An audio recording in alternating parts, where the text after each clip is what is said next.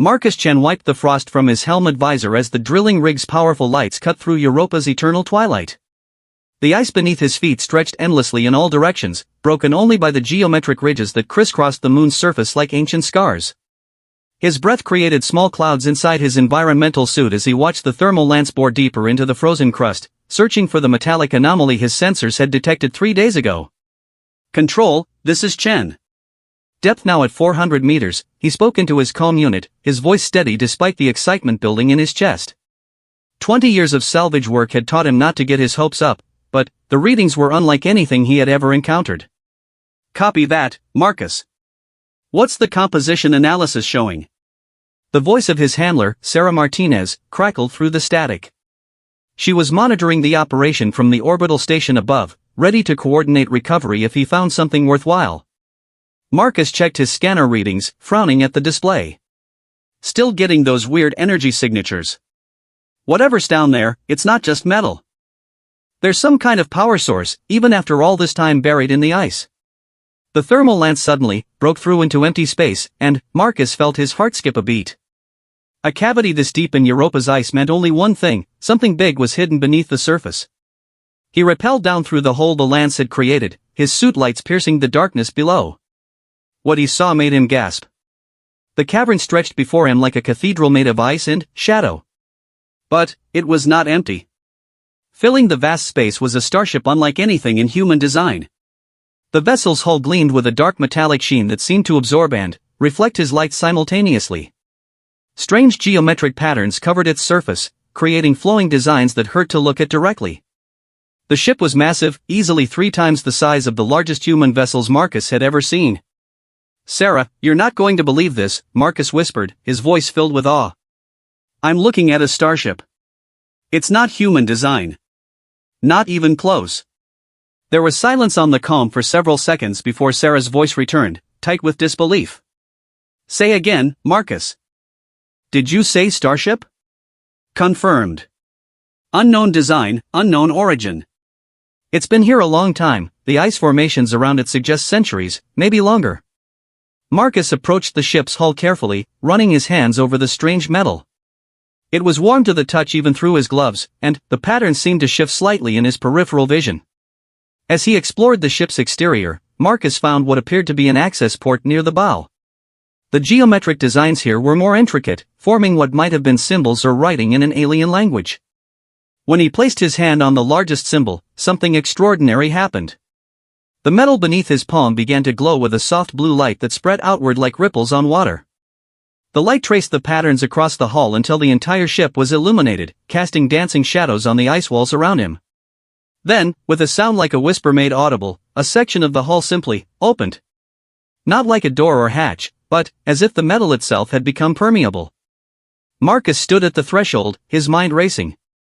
Every protocol he had learned in 2 decades of salvage work screamed at him to wait for backup, to call for a full expedition team, to be cautious. But something deeper, some instinct he could not name, urged him forward. This was not just a discovery, it was a moment that would change everything. He stepped inside. The interior of the ship was even more remarkable than its exterior. The corridors were wide and gracefully curved, with walls that emitted a soft, warm light from within the material itself. There were no visible light fixtures or control panels, yet everything was clearly illuminated and somehow alive with subtle energy. The air, according to his suit's sensors, was breathable, and had been maintained at perfect temperature and pressure for centuries. Marcus made his way toward what he assumed was the command center, following corridors that seemed to guide him naturally forward. The ship was silent except for a barely perceptible hum that vibrated through the deck plates beneath his feet. It was not the mechanical sound of human technology, but something more organic, like the heartbeat of some vast living creature. The command center was a circular chamber dominated by a raised platform surrounded by what could only be control stations, though their design was utterly alien. Crystalline structures rose from the deck at regular intervals, each one pulsing with internal light. In the center of the room stood a column of the same dark metal as the ship's hull, its surface covered in the flowing geometric patterns Marcus had seen outside. As he approached the central column, the patterns began to move more rapidly, swirling and shifting like living things. Then, without warning, a voice spoke, not through his comm system, but somehow directly into his mind. I sense a presence. After so long in the silence, could it be? Are you real? Marcus stumbled backward, his heart hammering in his chest. Who's there? Show yourself. Forgive me, the voice continued, softer now, filled with what sounded like ancient weariness. I have not spoken to a living being in 843 of your years. I am Astra, guardian intelligence of the starship Eternal Voyager. And, you are not one of my creators. A holographic figure materialized above the central column, tall, graceful, with features that were almost human but, somehow more refined, more perfect. The image flickered slightly, as if the systems generating it were struggling after centuries of disuse. Your creators? Marcus managed to ask, finding his voice again. Who were they? They called themselves the Architects, Astra replied, her holographic form solidifying as the ship's systems continued to awaken. They were the builders, the peacekeepers, the guardians of 1,000 worlds. They created me to carry on their mission after they fell to the Void Seekers. Marcus felt a chill that had nothing to do with Europa's cold. Fell? What happened to them? Astra's expression grew sad, ancient grief flickering across her artificial features. War. A war that lasted millennia and ended in darkness. The Architects chose sacrifice over surrender, using their own life force to power weapons that could wound the Void Seekers' fleet. They died believing their cause was lost. She paused, studying Marcus with eyes that seemed too knowing for an artificial intelligence. But, they left me with instructions. I was to wait, to search, to find a species worthy of carrying on their legacy. And, you think, humans might be that species? I do not know yet, Astra admitted. But, you are here. You found me when no one has found me for centuries. You entered my ship without fear, spoke to me without hatred or greed in your voice. These are promising signs. Before Marcus could respond, his comm unit crackled to life. Sarah's voice was urgent, almost panicked. Marcus, we're picking up massive energy readings from your location. Something down there is powering up. What's your status? Marcus looked at Astra, who nodded slowly. She speaks truth. My awakening has activated systems that have slept for centuries. Your people will detect these energies from orbit. That's my partner, Marcus explained. She's monitoring from our ship above. Then, we have little time, Astra said, her voice taking on a new urgency. Others will come. Your species has achieved space travel, which means you have those who would use any power they find for conquest rather than protection. I have seen such beings before, among many species. What do you want from me? Marcus asked. Astra stepped closer, her holographic form becoming more solid, more real. I want to know if your kind can be trusted with the knowledge and power of the Architects. I want to know if humans can be what the galaxy needs, not conquerors, but protectors. Not destroyers, but builders. The ship's hum grew louder, and Marcus could feel new energies flowing through the deck beneath his feet. Systems that had slumbered for centuries were awakening at Astra's command. I don't know if I can answer for all of humanity, Marcus said honestly. I'm just one person. One person can reveal the nature of an entire species, Astra replied. The Architects learned this truth long ago. A species reveals its true character not in how its masses behave, but in how its individuals choose to act when faced with power they do not understand. Marcus's calm unit erupted with Sarah's voice again. Marcus, we're getting reports of ships moving toward Europa from the inner system. Corporate fleets, maybe military. Something big is happening down there, and they know it. Astra's expression hardened. It begins, as it always does. The strong seeking to claim what they have not earned. She turned to Marcus. I offer you a choice, Marcus Chin of the human species. You can leave now, return to the surface, and tell your people that you found nothing but empty ice. The ship will sleep again, and your kind will continue on your current path. Or you stay, and I teach you what the Architects knew. I show you technologies that could lift your species to heights you cannot imagine. But, in return, you must prove that humanity deserves such gifts.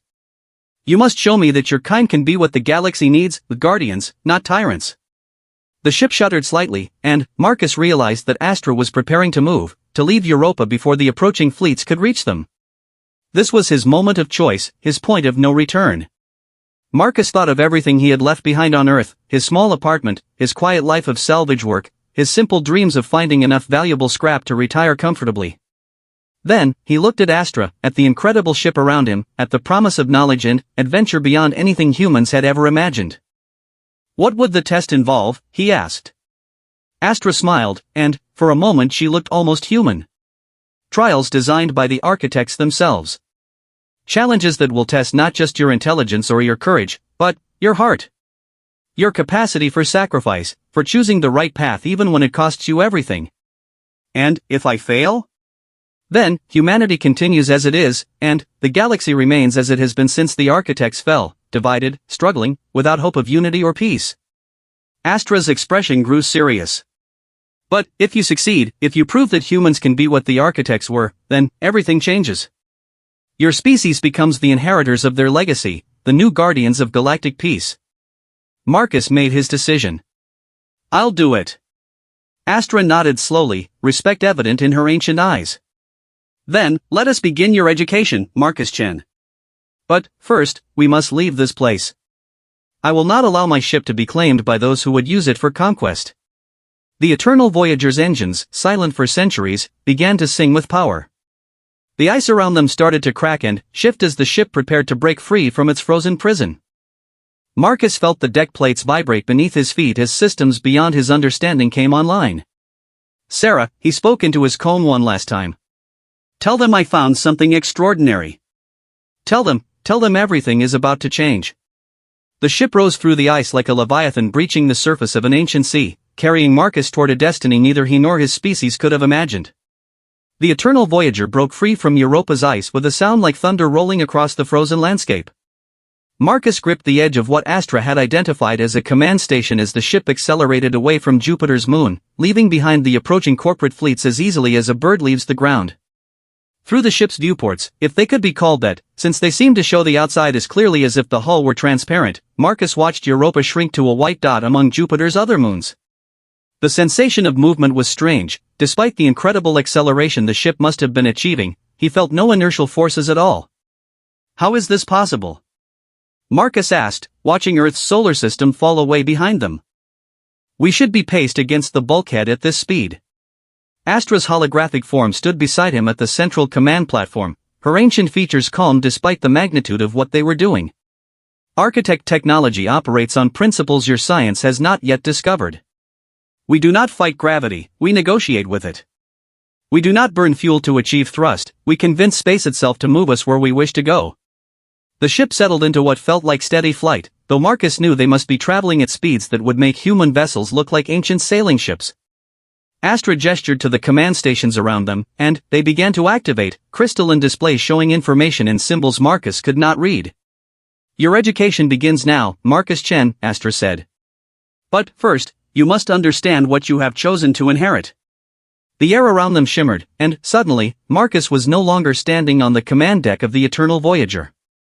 Instead, he found himself in what appeared to be a vast library, its shelves stretching impossibly high and filled with crystalline storage devices that pulsed with inner light. This is a memory construct, Astra explained, her form now solid and real seeming in this artificial space. Here, the history of the architects is preserved. Their triumphs, their failures, their final sacrifice, all recorded so that their successors might learn from their example. She gestured, and one of the crystal storage devices floated down from a high shelf, expanding into a three-dimensional display that surrounded them both. Marcus gasped as he found himself standing in the middle of what could only be an alien city, but one of such beauty and sophistication that it made human achievements look primitive by comparison. Spires of crystal and metal reached toward a purple sky, connected by bridges that seemed to be made of solid light. Beings moved through the city with grace and purpose, tall, slender creatures with features similar to Astra's holographic appearance, but each one unique and individual. They wore robes that shifted color like oil on water, and their eyes held depths of wisdom that spoke of lifespans measured in millennia. The architects, Astra said softly. My creators, and the creators of technologies beyond your current understanding. For 50,000 years, they served as peacekeepers and guides to younger species throughout this galaxy. The scene shifted, showing Marcus a vast council chamber where representatives of dozens of different species sat in harmony. Some looked almost human, others were so alien that Marcus could barely comprehend their forms. But, all listened respectfully as an architect figure addressed them from a central platform. They did not rule, Astra continued. They facilitated. When conflicts arose between species, the architects mediated. When natural disasters threatened young civilizations, the architects provided aid. When new species achieved space travel, the architects were there to guide them toward wisdom rather than conquest. Marcus watched in fascination as the scenes changed, showing him glimpses of galactic civilization at its height. Worlds transformed from barren rocks into garden paradises. Species that had been enemies learning to work together on massive construction projects. Scientific knowledge shared freely among all peoples, advancing every civilization simultaneously. It sounds like paradise, Marcus said. Astra's expression darkened. Paradise can be fragile, Marcus Chen. And, there are always those who prefer chaos to order, destruction to creation. The beautiful scenes around them dissolved, replaced by images of horror that made Marcus step back involuntarily. Ships unlike anything he had seen before, sleek, black vessels that seemed to bend light around them, appeared at the edges of civilized space. Where they went, entire star systems went dark. The Void Seekers, Astra said, her voice heavy with ancient grief. No one knows where they came from, some dimension beyond our understanding, perhaps, or the dark spaces between galaxies. They appeared without warning and began systematically destroying everything the architects had spent millennia building. Marcus watched in horror as peaceful worlds burned, their populations fleeing in ships that were hunted down and destroyed by the alien predators. The Void Seekers seemed to take no prisoners, claim no territory, they simply consumed, leaving nothing but empty space where vibrant civilizations had once thrived. The war lasted 2,000 years, Astra continued. The architects and their allies fought with everything they had, but the Void Seekers had advantages we could not match. Their ships could appear anywhere without warning. Their weapons could destroy matter at the subatomic level. And, worst of all, they seemed to grow stronger as they consumed more of our civilization. The memory construct showed Marcus the final battle, a desperate engagement around the architects' homeworld as their remaining fleets made a last stand against an enemy that outnumbered them 1,000 to 1. He watched as architect ships, beautiful even in their destruction, fell one by one to the alien predators. In the end, the architects made a choice, Astra said quietly. Rather than allow themselves to be consumed and turned into fuel for further destruction, they channeled their life force into a weapon unlike anything ever created. They called it the Unity Strike, every living architect in the galaxy giving their lives simultaneously to power weapons that could wound the Void Seekers' motherships. The images showed a flash of light that seemed to encompass the entire galaxy, followed by scenes of Void Seeker ships retreating into the darkness from which they had come. But, the cost was evident, where there had been thriving architect colonies, there was now only silence. They won? Marcus asked. They drove the Void Seekers back to wherever they came from, Astra confirmed. But, at the cost of their entire civilization. I am one of the last remnants of their legacy, a guardian intelligence tasked with preserving their knowledge and finding a species worthy to carry on their mission. The memory construct faded, returning Marcus and Astra to the command deck of the Eternal Voyager. But, now the ship felt different to Marcus, not just a vessel, but a sacred trust passed down through the ages. How many species have you tested? Marcus asked. Astra was quiet for a long moment before answering. 47 species have achieved the level of technological development necessary to find me. Each time, I have hoped they would be the ones the architects prophesied, the inheritors who would restore peace to the galaxy. And, each time? Each time, they failed. Some sought only the power of architect technology for their own advancement. Others tried to claim the ship as a weapon for conquest. A few understood the responsibility, but could not handle the knowledge without going mad from the weight of it. Astra looked directly at Marcus. You are the first to ask questions before demanding answers, the first to choose understanding over power. Marcus felt the weight of her words, the magnitude of what he was being asked to represent. I'm just one person, Astra. How can I speak for all of humanity? You cannot, she replied. But, you can demonstrate whether humanity has the potential for wisdom. The architects believed that any species capable of true greatness would produce individuals who embody that greatness. They designed the trials not to test the masses, but to reveal the character of the few who would lead. The ship's systems chimed softly, and Astra turned to examine displays that had appeared around the command platform. We are being followed, she announced. 3 ships from your solar system, traveling at maximum speed. They will not catch us, but their pursuit confirms what I suspected.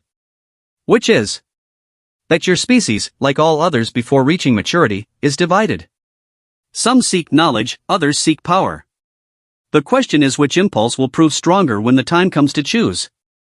Marcus moved to stand beside her, studying the pursuit ship's energy signatures on the display. He recognized the profiles, corporate security vessels, probably from one of the big salvage conglomerates. They had responded remarkably quickly to reports of his discovery. They'll never give up, Marcus said. Once they know alien technology exists, they'll hunt us to the ends of the galaxy. Let them try, Astra replied calmly. The Eternal Voyager has hidden among the stars for 8 centuries. We can remain hidden for 8 more if necessary. But that would not serve our purpose. She turned to face Marcus directly. Your trials must begin soon. The galaxy has been without guardians for too long. Chaos grows in the darkness between stars, and new threats emerge from the void. What kind of threats? Before Astra could answer, the ship's alarms began to sound, not loud, but a musical tone that somehow conveyed urgency more effectively than any human klaxon. The holographic displays around them shifted, showing space ahead of the Eternal Voyager. Impossible, Astra whispered, her expression showing the first real fear Marcus had seen from her. In the void ahead of them, space was bending, twisting into patterns that hurt to look at directly. Something was emerging from dimensions that human science did not acknowledge existed, something vast and dark and hungry. What is that? Marcus asked, though he already knew the answer from the terror in Astra's ancient eyes. A Void Seeker scout, she said, her voice tight with controlled panic. They have returned. After 800 years of exile, they have found their way back to our dimension. The alien ship fully materialized ahead of them, a sleek, predatory vessel that seemed to absorb light rather than reflect it. Its hull was covered in the same geometric patterns Marcus had seen on the Eternal Voyager, but corrupted, twisted into forms that suggested malevolence and hunger. How is this possible? Marcus asked. You said the architects drove them away. The Unity strike wounded them, forced them to retreat to heal, Astra explained as she worked frantically at the ship's controls. But wounds heal, given time. And they remember. They remember everything the architects built, everything they destroyed, and everyone who helped stop them. The Void Seeker ship began to move toward them with unnatural grace, accelerating without any visible means of propulsion. Marcus could feel something pressing against his mind as it approached, a cold, hungry intelligence that regarded him as nothing more than fuel to be consumed. Can we fight it? Marcus asked. Astra shook her head. Not with weapons. The Eternal Voyager was never designed as a warship. But we have other options. She began inputting commands into the ship's systems at superhuman speed. Hold on, Marcus-Chen. You are about to experience travel through dimensions your species has not yet discovered. The ship around them began to hum with power unlike anything Marcus had experienced during their escape from Europa. The hull itself seemed to become transparent, then translucent, then something that existed between states of matter. Through the shifting reality around them, Marcus caught glimpses of spaces between spaces, vast emptiness filled with stars that burned colors he had no names for. When reality solidified again, they were somewhere else entirely. Marcus found himself looking out at a star system he did not recognize, with suns of different colors and planets that followed impossible orbits. Where are we? He asked. The Architect Archive, Astra replied, her composure returning now that they had escaped the immediate threat. A hidden station in a pocket of spacetime that exists between dimensions. Here, the trials await you. Marcus looked out at the station approaching them, a massive structure that seemed to have been grown rather than built, its crystalline spires and flowing metal corridors stretching for kilometers in all directions. It was beautiful and terrible and utterly alien, a monument to a civilization that had achieved godlike power and used it for protection rather than conquest. The Void Seekers can't find us here? Marcus asked. Not easily, Astra confirmed. But they will keep searching. The scout that found us will call others, and they will spread through the galaxy like a cancer. The time for trials and teaching grows short. She looked at Marcus with eyes full of ancient determination. You must succeed, Marcus-Chen. Your species must prove worthy of the Architect legacy, because if you fail, there may be no one left to carry on the fight. The Eternal Voyager docked with the archive station, and Marcus felt the ship's systems interface with technologies beyond his comprehension. Around them, systems that had slept for centuries began to awaken, preparing for trials that would determine not just Marcus's fate, but the destiny of every living being in the galaxy. "Are you ready?" Astra asked. Marcus looked out at the station that would either make him humanity's greatest hero or its most tragic failure. He thought of Earth, of the millions of humans who had no idea that their future hung in the balance based on his actions in this place between dimensions. "I'm ready," he said, and meant it. The real test was about to begin. The Architect Archive Station was vast beyond human comprehension. As Marcus followed Astra through corridors that seemed to stretch to infinity, he began to understand the true scope of what the ancient civilization had achieved. The walls themselves were alive with flowing patterns of light that pulsed like neural networks, carrying information in ways that human technology could not even begin to replicate. Each section of the archive contains the accumulated knowledge of different aspects of architect civilization, Astra explained as they walked through a chamber filled with floating crystalline matrices. Science, philosophy, art, engineering, all preserved for those who would come after. Marcus paused to examine one of the floating crystals, watching data streams flow through its transparent structure like rivers of liquid light. When he reached out to touch it, the crystal responded, projecting holographic equations that hung in the air around them. The mathematics were beyond anything he had studied, yet somehow he could sense their elegant beauty. "Careful," Astra warned gently. "Direct contact with the knowledge matrices can overwhelm minds unprepared for their depth." Several of the previous candidates were lost that way, their consciousness absorbed into the data streams, unable to find their way back to individual thought. Marcus pulled his hand back, suddenly, aware of how dangerous this place could be for someone like him. "How do you safely access the information?" "Through the trials," Astra replied. The architects designed a progressive system that gradually expands consciousness, allowing an individual to absorb and process increasingly complex concepts without losing themselves in the process.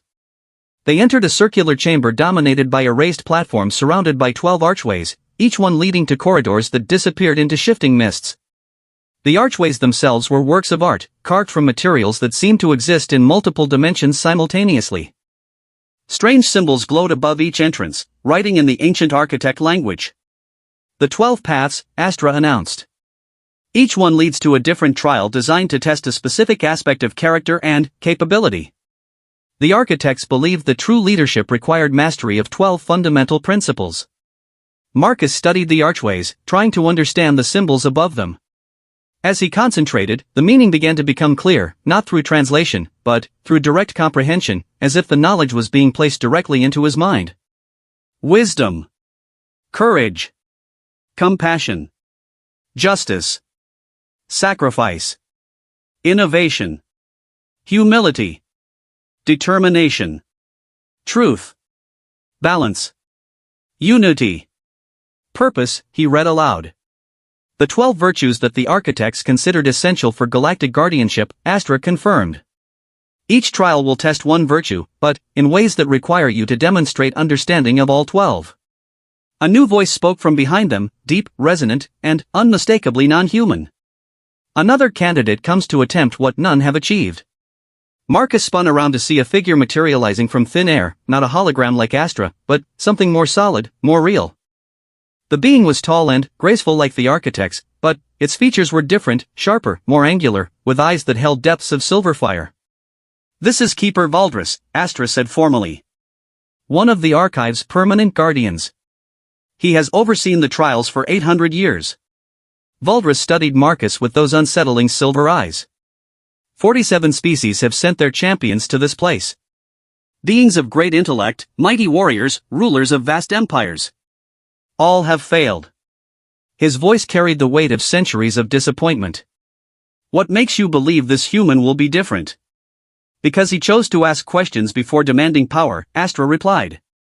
"Because he listened to the history of the architects before seeking their technology. Because he stands here not as a conqueror, but as a student." Valdris circled Marcus slowly, examining him like a specimen under a microscope. Physical capabilities, average for his species. Intellectual capacity, above average but not exceptional. Combat training, minimal. Leadership experience, none. Technological understanding, primitive by architect standards. He stopped directly in front of Marcus. On what basis do you claim worthiness to inherit the legacy of beings who shaped the destiny of galaxies? Marcus felt a flash of anger at the dismissive assessment, but forced himself to remain calm. Something about this felt like part of the test. I don't claim worthiness, he said quietly.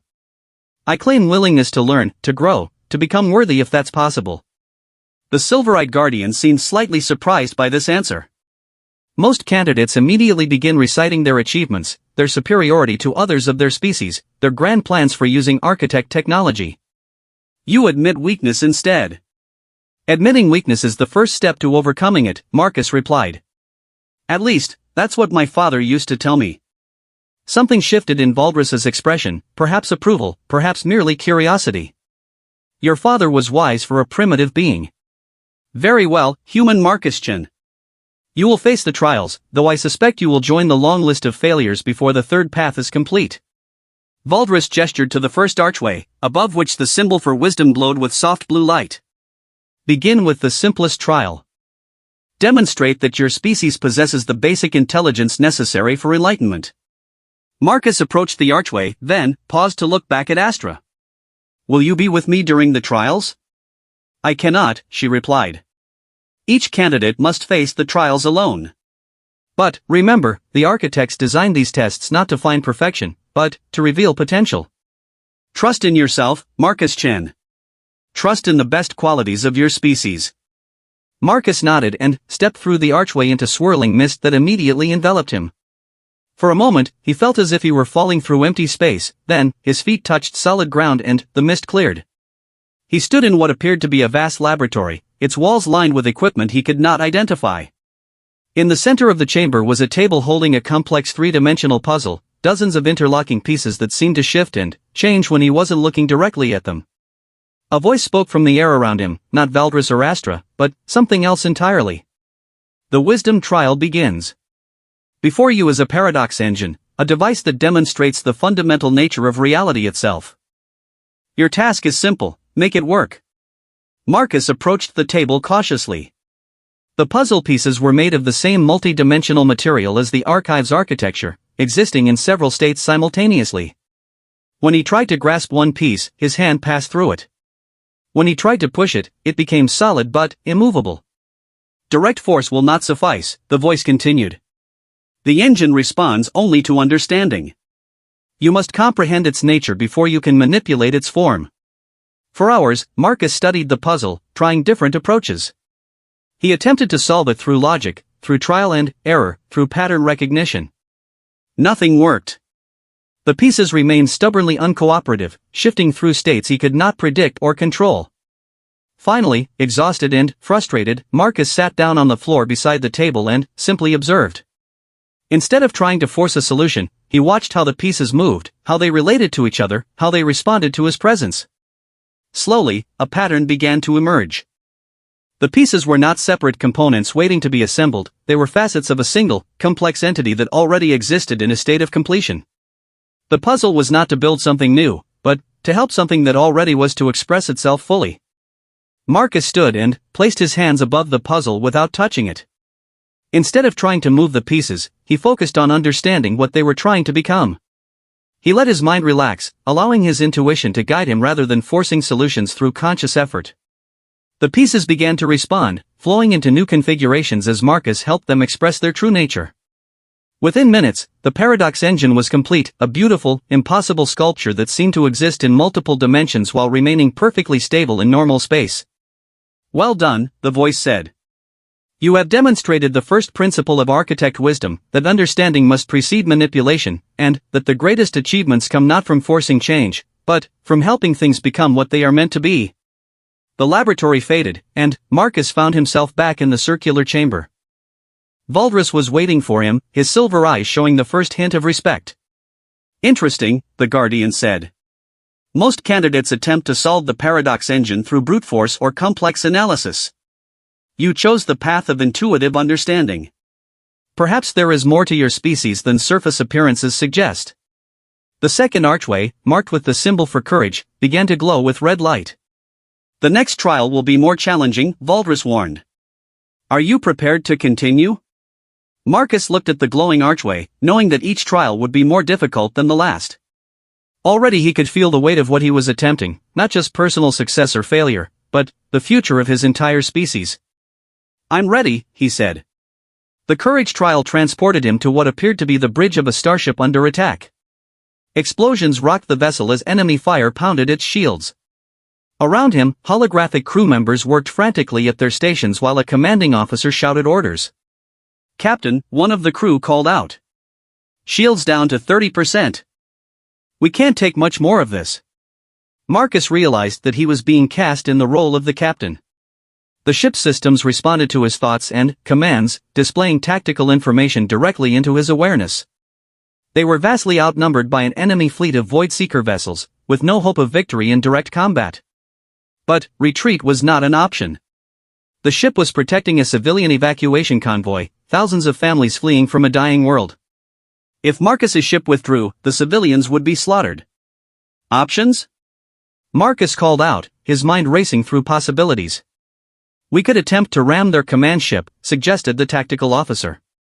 "Might take out their coordination, give the convoy a chance to escape."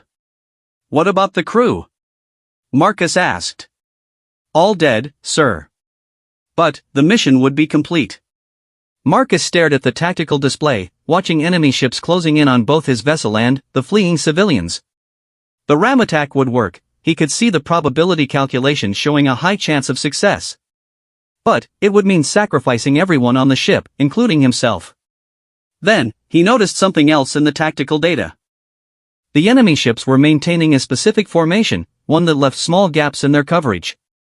If he could thread the needle through those gaps. "Helm, prepare for emergency acceleration," Marcus ordered. "We're going to run a gauntlet." "Sir, that's suicide. The gaps are too narrow, the timing too precise." "Not if we coordinate with the convoy ships," Marcus replied, his plan crystallizing. "Signal the civilian vessels. Tell them to scatter on my mark and reform in the Kepler configuration. We'll use their movement to mask our approach vector." It was an insane plan that required split-second timing and perfect coordination between multiple ships. But it was the only option that gave everyone a chance to survive. The battle that followed was the most intense experience of Marcus's life. Threading between enemy ships at maximum acceleration while coordinating the movements of dozens of civilian vessels, using the convoy's chaotic scatter pattern to create gaps in the void-seeker formation that his ship could exploit. Twice, his ship was nearly destroyed by enemy fire. Once, a civilian transport was caught in a crossfire that Marcus had to break formation to help resolve. But, gradually, impossibly, the plan worked. The convoy escaped into hyperspace while Marcus's ship held the line, taking damage that should have destroyed it but somehow keeping its shields up through superior maneuvering and tactical thinking. When the simulation ended, Marcus found himself back in the archive chamber, breathing hard and covered in sweat that was entirely real despite the artificial nature of the trial. "Courage," Valdres said approvingly, "is not the absence of fear, but the willingness to act despite fear when lives depend on your choices. You could have chosen the certain success of the ram attack, securing the mission at the cost of your crew. Instead, you chose the uncertain path that might save everyone. This is the courage that Guardians require." One by one, Marcus faced the remaining trials. The compassion trial placed him in the role of a negotiator between two species on the brink of war, requiring him to find understanding between beings whose fundamental natures seemed incompatible. The justice trial forced him to choose between following the letter of the law and serving its spirit when both could not be satisfied simultaneously. Each trial pushed him beyond his limits, forcing him to grow and adapt in ways he had never imagined possible. The sacrifice trial was particularly challenging, requiring him to give up something precious to save something even more valuable. The innovation trial demanded that he create solutions to problems that had stymied the greatest minds of multiple civilizations. Hours passed, or perhaps days, time seemed fluid in the archive. With each completed trial, Marcus felt himself changing, expanding, becoming something more than he had been when he started. Not because he was gaining new powers or abilities, but because he was discovering depths within himself he had never known existed. Finally, after what felt like an eternity, Marcus stood before the last archway. Above it, the symbol for purpose glowed with white light so pure it seemed to transcend the visible spectrum. "The final trial," Valdres announced. "The one that has broken every previous candidate. Are you prepared to face the ultimate test?" Marcus looked back at the 11 completed archways, each one now glowing softly to mark his success. He thought of everything he had learned, everything he had discovered about himself and his species during the trials. What happens if I fail this one, he asked. You return to your ship and your people with my blessing and the gratitude of the archive, Valdris replied. You will have achieved more than any being in 8 centuries. But humanity will not inherit the architect legacy. The galaxy will remain divided, vulnerable to the return of the Void Seekers. Marcus nodded slowly. And if I succeed? Then, everything changes, Astra's voice said as she materialized beside them. Not just for humanity, but for every living being in the galaxy. The choice that waits beyond that archway will determine whether the light of civilization continues to shine, or whether darkness consumes everything the architects built. Marcus looked at the glowing archway, knowing that his next step would echo through eternity. Behind him lay the familiar, the safe, the known. Ahead lay either transcendence or destruction, not just for himself but for his entire species. He stepped through into the white light, ready to face whatever purpose the universe had in store for him. The white light faded, and Marcus found himself standing in a chamber unlike any he had seen in the archive. This space seemed to exist outside normal reality. The walls, floor, and ceiling were composed of what appeared to be crystallized starlight, showing scenes from across the galaxy in real time. He could see worlds he had never imagined, species engaged in their daily lives, unaware that their fates hung in the balance based on what happened in this room. In the center of the chamber stood a simple pedestal holding 2 objects. On the left was a crystalline matrix identical to those he had seen in the archive's data storage areas, but this one pulsed with power that made the hair on his arms stand up even through his environmental suit. On the right was something that looked like a crown, but made of the same multi-dimensional metal as the Eternal Voyager's hull, its geometric patterns shifting in hypnotic rhythms.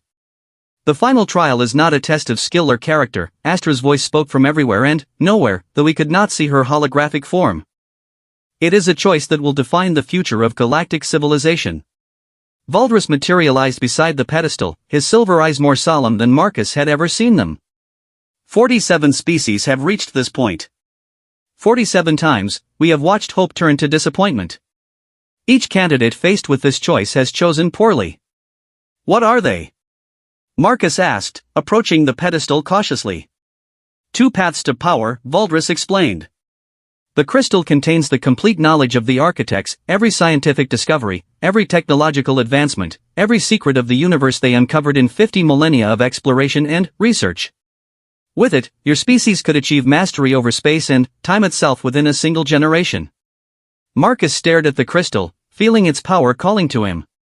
Through its transparent surface, he could see streams of data that represented technologies beyond imagination.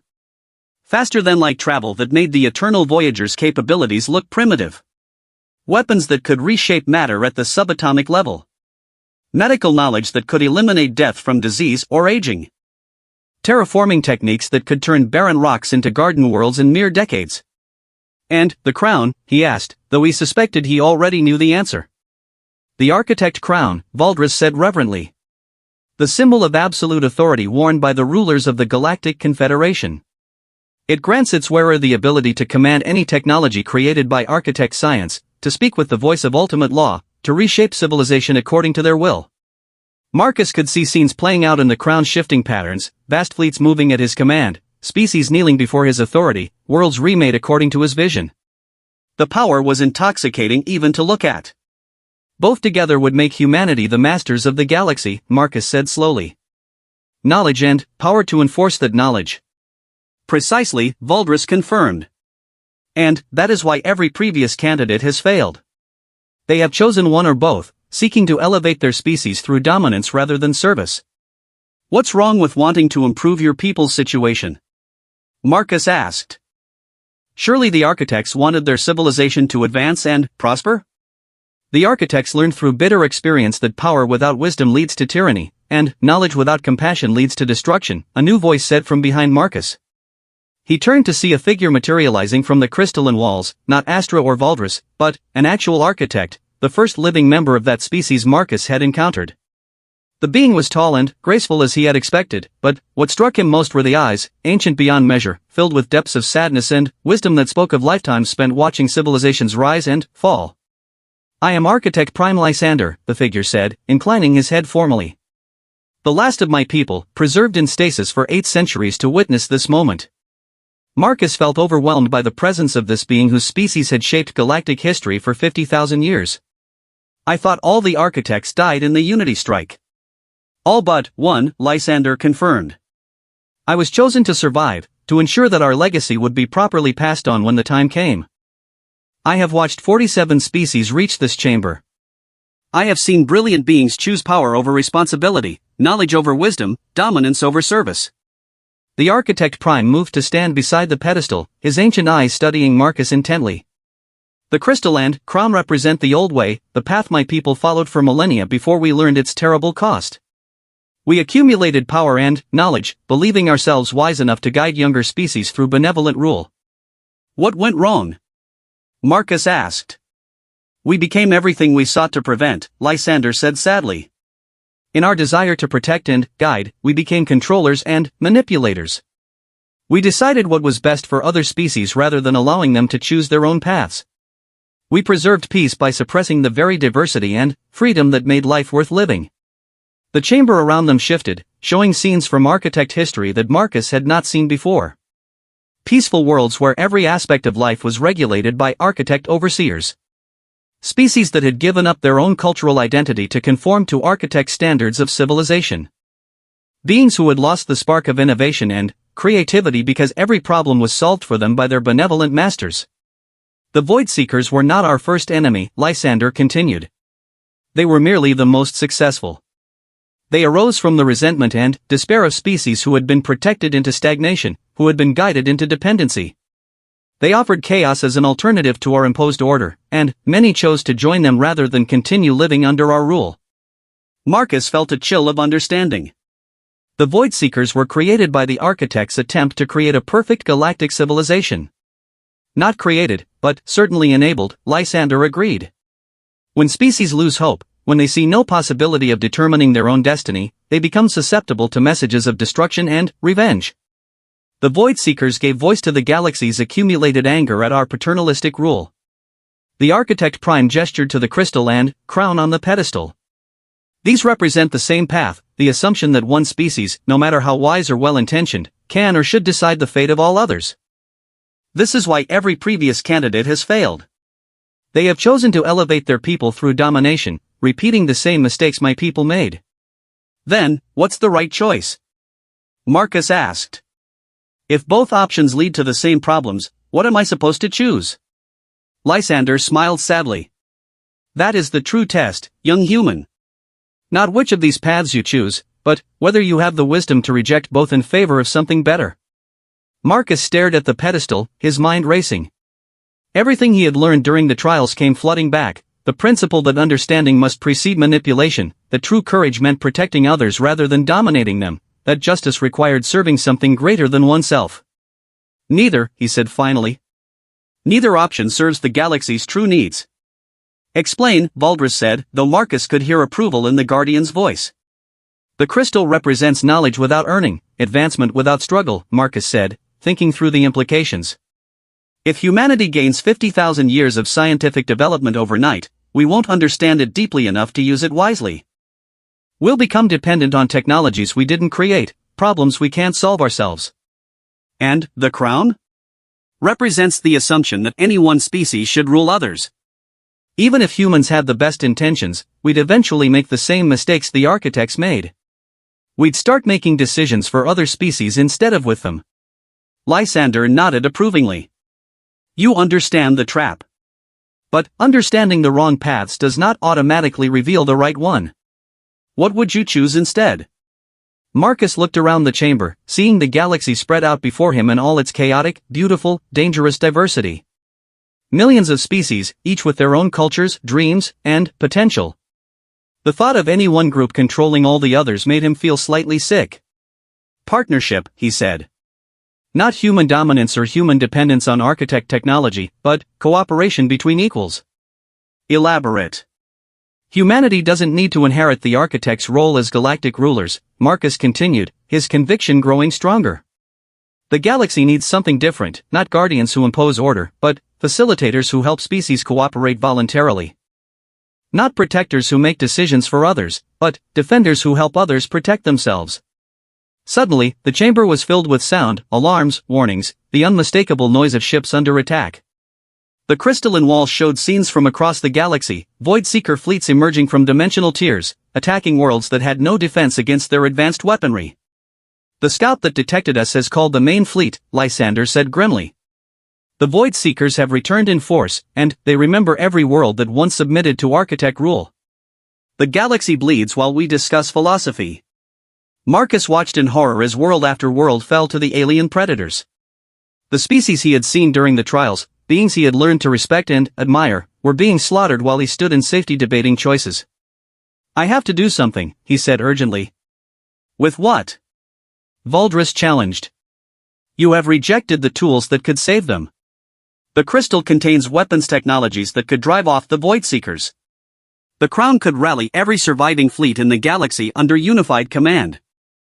Without these, what can one human accomplish against enemies that destroyed the mightiest civilization in galactic history?" Marcus looked at the pedestal again, feeling the weight of billions of lives hanging in the balance. It would be so easy to take the crown, to claim the power to command galactic resistance against the Void Seekers. Or to claim the crystal, to give humanity the weapons needed to fight as equals against the ancient enemy. But, he remembered the paradox engine from his first trial. The solution had not been to force the pieces into place, but to help them express their true nature. "The galaxy doesn't need another architect civilization," Marcus said firmly. "It needs something new. Something that brings out the best in every species rather than replacing their contributions with one group's dominance." He turned away from the pedestal entirely, facing Lysander directly. "I reject both choices. But I don't reject responsibility. If humanity is to inherit any part of the architect legacy, let it be this: the knowledge of how to help others become their best selves, not the power to force our will upon them." Lysander's ancient features showed surprise for the first time. "You would leave empty-handed? While the galaxy burns?" "Not empty-handed," Marcus replied. "I would leave with understanding. With the knowledge of how the architects failed and how we can do better. With the wisdom to build alliances instead of empires." The chamber fell silent except for the distant sounds of battle from the galaxy beyond. Lysander and Valdris exchanged glances that spoke of 8 centuries of disappointment and hope. "No candidate has ever rejected both options before," Valdris said slowly. "We had begun to believe that the capacity for such wisdom no longer existed among the younger species."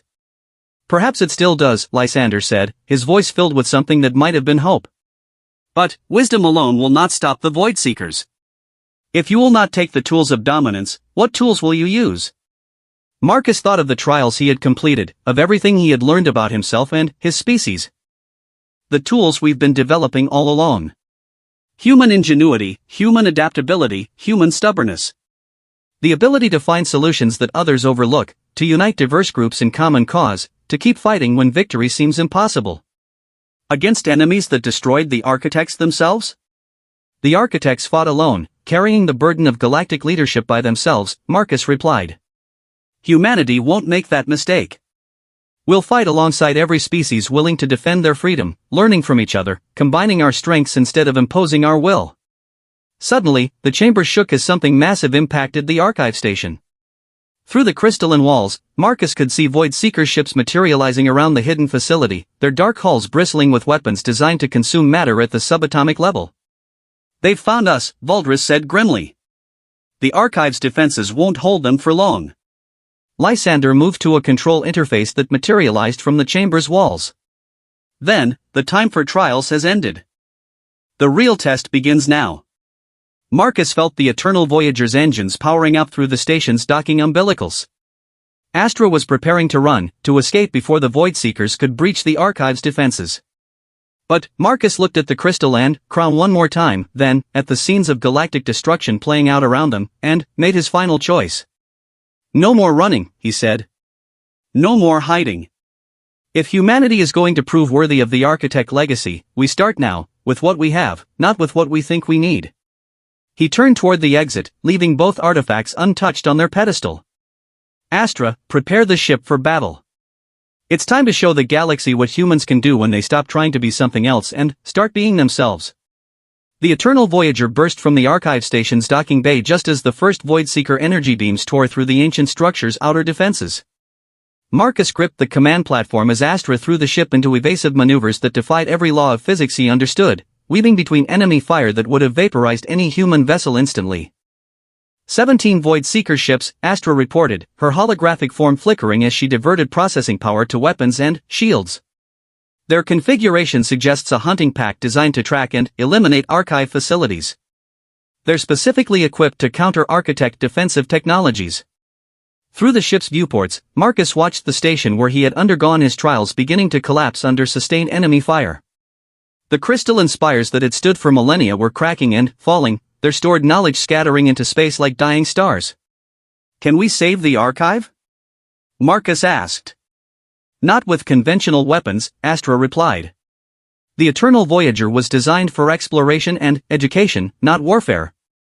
Our defensive capabilities are sufficient to escape, but we cannot match 17 dedicated war vessels in direct combat." Marcus studied the tactical display, watching the Voidseeker ships move with predatory coordination around the dying station. They weren't just destroying it, they were feeding on it, their dark hulls growing more solid and menacing as they absorbed the station's energy and matter. "They're not just destroying the archive," he realized. "They're consuming it. Taking the knowledge for themselves." Standard Voidseeker behavior, Lysander's voice confirmed as the Architect Prime materialized on the command deck, having escaped the station at the last moment. They do not merely destroy civilizations, they assimilate their achievements, turning progress itself into a weapon against the living. Marcus felt a cold fury building in his chest as he watched centuries of preserved wisdom being devoured by the ancient enemy. But, beneath the anger, his mind was working, analyzing the enemy formation and behavior patterns, looking for weaknesses that conventional thinking might miss. "Astra, can you patch me into the archive's communication systems before it's completely destroyed? For perhaps 30 seconds before the transmitters are consumed." "What do you intend?" "To do something the architects never tried," Marcus replied, moving to the communications console. "To ask for help instead of trying to solve everything alone." His fingers flew over the alien controls, which responded to his intentions as much as his physical commands. The ship's communication array linked with the archive's dying transmitter network, broadcasting on frequencies used by dozens of species across the galaxy. "This is Marcus Chen of Earth, speaking from the Architect Archive under attack by Voidseeker forces," he said into the communications pickup, his voice carrying across light years of space. "I know many of you have no reason to trust humans, no reason to risk your lives for strangers. But, these creatures don't just threaten one world or one species. They threaten everything we've all built, everything we all love." The tactical display showed Voidseeker fleets spreading across the galaxy like a cancer, consuming world after world. Marcus could see the fear in Astra's holographic features, the despair in Lysander's ancient eyes. This was how the Architect civilization had ended, watching helplessly as their enemies grew stronger with every victory. "The Architects tried to protect the galaxy by controlling it," Marcus continued. "They failed because they tried to carry the burden alone. Humans won't make that mistake. We can't defeat these enemies by ourselves, and we won't try to. But, if you're willing to fight for your freedom, we'll fight beside you. Not as your leaders, but as your allies." For long moments, there was only silence on the communication channels. Then, one by one, responses began to come in. First a few voices, then dozens, then hundreds as Marcus's message was retransmitted across the galactic communication networks. "This is Captain Zarakai of the Meridian Republic," came the first response, the translator rendering an alien voice in crisp human speech. "Our fleets are scattered, but we can provide 3 battle groups within 6 hours. The Nexus Consortium pledges our industrial capacity," another voice added. "Our shipyards are at your disposal. The Wanderer tribes offer our knowledge of dimensional travel," a third voice chimed in. "We know paths through space that the Voidseekers have not yet discovered." More voices joined the chorus, species Marcus had never heard of, civilizations scattered across thousands of light-years, all united by the simple desire to remain free. Astra stared at the communication displays in amazement as coordination networks began forming spontaneously across the galaxy. "Incredible," she whispered. "In 800 years, no one has attempted to coordinate a multi-species response to Voidseeker incursion." "Because no one has asked them to," Marcus replied. "The Architects assumed they knew what was best for everyone else. I'm just asking what everyone thinks is best for themselves. The archive station finally succumbed to the Void Seeker assault, its last crystalline spire dissolving into energy that fed the enemy ships. But, as Marcus watched the ancient structure die, he saw something that filled him with hope rather than despair. Astra, are you recording this? He asked urgently. Recording what? The way they're feeding. Look at the energy patterns, the consumption rates. They're not just randomly devouring matter, they're following specific protocols, specific procedures. Astra's eyes widened as she analyzed the data Marcus was highlighting. You're right. The consumption patterns are highly organized, almost ritualistic. But, what does that tell us? That they have rules, Marcus said grimly. And, anything with rules has weaknesses that can be exploited. The Void Seeker ships, having consumed everything useful from the archive, turned their attention to the Eternal Voyager. But, instead of attacking immediately, they seemed to pause, as if studying this unexpected prey that had dared to coordinate resistance instead of fleeing in terror. They're confused, Lysander observed. In their long existence, they have never encountered organized multi-species cooperation. Their tactical databases contain no protocols for this scenario. Then, let's give them something even more confusing, Marcus said. He activated the ship's communication systems again, but, this time he was broadcasting directly at the Void Seeker fleet. Attention Void Seeker vessels. You've spent centuries consuming civilizations that try to face you alone. Today, that changes. The lead Void Seeker ship responded, its voice like the sound of stars dying. Insignificant creatures. Your cooperation is temporary. Fear will divide you. Greed will corrupt you. Despair will consume you. We have seen this pattern across 1,000 galaxies. Maybe in those other galaxies, Marcus replied calmly. But, you've never encountered humans before. We specialize in doing the impossible when someone tells us it can't be done. As if summoned by his words, ships began emerging from hyperspace around them. Not human vessels, Marcus's species was still decades away from building warships that could challenge the Void Seekers. Instead, the responding fleets represented dozens of different civilizations, each bringing their own unique technologies and tactics to the fight. The Meridian Republic's crystalline battleships that could phase in and out of normal space. The Nexus Consortium's modular vessels that could reconfigure themselves mid-battle. The Wanderer Tribe's dimension ships that existed in multiple realities simultaneously. Species that had been enemies for centuries working together because a human had asked them to consider the alternative. Impossible, the Void Seeker voice said, its certainty wavering for the first time in millennia. Cooperation at this scale cannot be sustained. Your alliances will fracture under pressure. Maybe, Marcus agreed. But, you'll never find out, because we're not going to give you the chance. The battle that followed was unlike any conflict in galactic history. Not because of its scale or violence, but because of its nature. Instead of trying to match the Void Seekers' raw power with superior firepower, the Allied fleets used their diversity as a weapon. Meridian ships would phase shift to avoid enemy fire, then, rematerialize to provide targeting data for Nexus vessels that reconfigured their weapons in real time to exploit the information. Wanderer dimension ships would appear from impossible angles, delivering boarding parties of species specifically adapted for fighting in hostile environments. And, coordinating it all was Marcus, not as a supreme commander but, as a facilitator, helping species communicate and coordinate who had never worked together before. He translated Meridian tactical concepts into terms Nexus strategists could understand. He helped Wanderer navigators plot courses that Meridian phase ships could follow. He found ways to turn the galaxy's diversity into its greatest strength. The Void Seekers, despite their superior technology and centuries of combat experience, found themselves increasingly overwhelmed. Their tactics were designed to face single civilizations fighting alone, not dozens of different approaches coordinated into a unified strategy. When a Void Seeker ship adapted to Meridian phase shift technology, Nexus vessels would attack from a different dimensional angle. When they adjusted their defenses to counter Nexus modularity, Wanderer ships would strike from directions that didn't exist in normal spacetime. This is impossible, the lead Void Seeker ship transmitted, its voice now tinged with something that might have been fear. Your coordination should have collapsed. Your species should be betraying each other. This cooperation violates the fundamental nature of evolutionary competition. That's the thing about humans, Marcus replied, watching his allied fleets press their advantage. We've always been better at cooperation than competition. We just needed a good enough reason to extend that cooperation beyond our own species. One by one, the Void Seeker ships began to withdraw, their dark hulls flickering as they prepared to retreat to whatever dimension had spawned them. But Marcus had one more surprise for them. Wanderer navigation teams, are you tracking their dimensional exit vectors? He asked. Confirmed, came the response from the Dimension ship commanders. We can follow their retreat path back to their staging areas.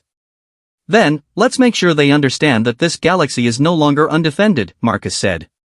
Time to take the fight to them. The combined fleets pursued the retreating Void Seekers through dimensional barriers that human science could barely comprehend, following them back to staging areas where hundreds of enemy ships waited to continue their assault on normal space. What the Void Seekers found waiting for them was something they had never encountered in millions of years of conquest, a united galaxy that refused to be victims, coordinated by a species that had turned cooperation into an art form.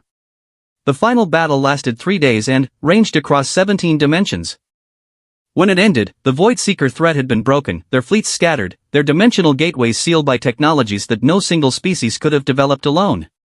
Marcus stood on the command deck of the Eternal Voyager, watching as representatives from dozens of worlds gathered for the first truly galactic council in recorded history. Not to be ruled by a single species, but to coordinate their mutual defense and development. You have done something remarkable, Lysander said, his ancient voice filled with wonder. You have achieved what my people tried and failed to accomplish for 50,000 years. You have united the galaxy not through dominance, but through inspiration. We're just getting started, Marcus replied, watching as Meridian engineers shared their phase shift technology with Nexus shipbuilders, while Wanderer navigators taught dimensional theory to species who had never imagined such things were possible. The real work begins now, building a civilization that preserves diversity while enabling cooperation. Astra materialized beside him, her holographic form more solid and real than he had ever seen it. The architect legacy lives on, she said softly. Not in the form my creators intended, but in something better. Something that honors their ideals while transcending their limitations. What happens now? Marcus asked. Now, humanity takes its place as facilitators of galactic civilization, Lysander replied. Not as rulers, but as the species that teaches others how to work together. Your gift to the galaxy is not superior technology or military might, but the simple understanding that cooperation is more powerful than competition. Marcus looked out at the gathered fleets, at species that had been enemies learning to be allies, at technologies being shared instead of hoarded, at the foundation being laid for a truly cooperative galactic civilization. The Eternal Voyager stands ready to serve as humanity's embassy to the Galactic Council, Astra announced. I have served the architect legacy for 8 centuries. Now I would be honored to serve the human vision of what that legacy can become. As the days passed, Marcus found himself at the center of a transformation that would echo through galactic history. Humans, with their talent for bringing diverse groups together, became the mediators and facilitators of an alliance that grew stronger with each new member.